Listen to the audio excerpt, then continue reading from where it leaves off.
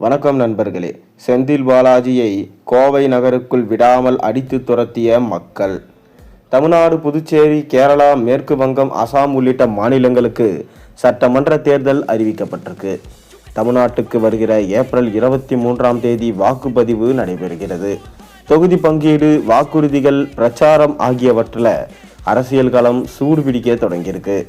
கோவையில் திமுகவை வெற்றி பெற வைப்பதற்காக செந்தில் பாலாஜியை கோவை தெற்கு தொகுதி வேட்பாளராக அறிவிக்கப்பட்டிருக்கார். தேர்தல் களத்தில் பயமில்லை, எனக்கு கோவை, கரூர் இரண்டும் ஒன்றுதான் என செந்தில் பாலாஜி கூறியிருக்கார். ஆனால் கரூரில் அவருக்கு வாக்கே கிடைக்காது. காரணம், கரூரில் முக்கிய குற்றவாளி செந்தில் பாலாஜி தான் என விஜய் கூறி கொண்டு வருகிறார். அதனால்தான் செந்தில் பாலாஜி தொகுதி விட்டு தொகுதி பயந்து போய் அடுத்த தொகுதியில் போய் அவர் போட்டி போடுகிறார் என சொல்லப்படுகிறது.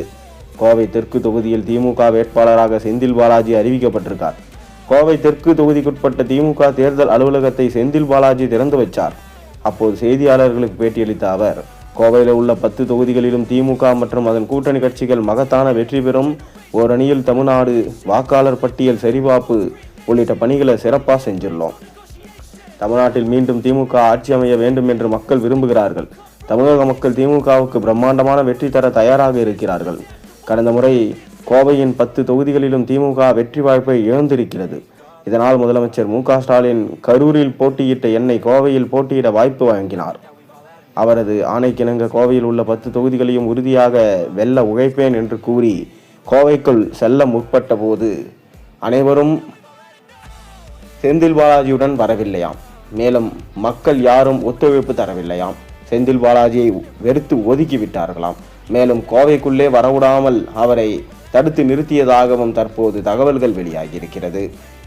மேலும் முதலமைச்சர் கோவை வந்தபோது பம்ப் செட் உற்பத்தியாளர்கள் பல்வேறு கோரிக்கையை வச்சிருந்தாங்க. திமுக தேர்தல் அறிக்கையில் மீண்டும் ஆட்சிக்கு வந்தவுடன் தமிழ்நாடு முழுவதும் 20 லட்சம் விவசாயிகளுக்கு பம்பு செட்டுகள் புதிதாக மாற்றி வழங்கப்படும் என்று அறிவிக்கப்பட்டிருக்கு. ஆனால் மக்கள் இதை நம்ப தயாராக இல்லை. என்னதான் 50 அறிவிப்புகள் கொடுத்தாலும் திமுக கொடுத்த வாக்குறுதிகளையும் சரி, சொன்ன வார்த்தையும் என்றுமே பின்பற்றியதும் இல்லை, காப்பாற்றியதும் இல்லை. இதனால் கண்டிப்பாக திமுக இம்முறை தோல்வியே தழுவும். செந்தில் பாலாஜி அடி வாங்குவது உறுதி. மேலும் திமுக தோற்று புதிய மாற்றம் ஏற்படும் என மக்கள் தற்போது கருத்துக்களை தெரிவித்து வருகிறார்கள்.